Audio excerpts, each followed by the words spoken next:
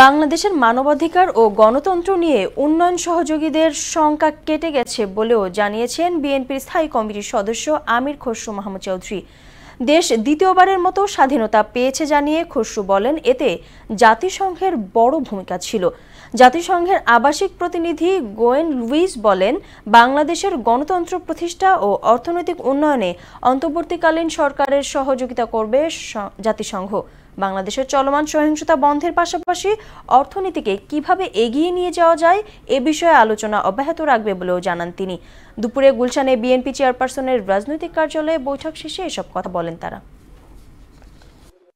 Meeting all of our stakeholders and all of the parties involved and all of the civil society organizations to begin conversations about how the UN can support Bangladesh along the path, looking at a new investigation for what happened, path to reconciliation and advancing on our development priorities in the country.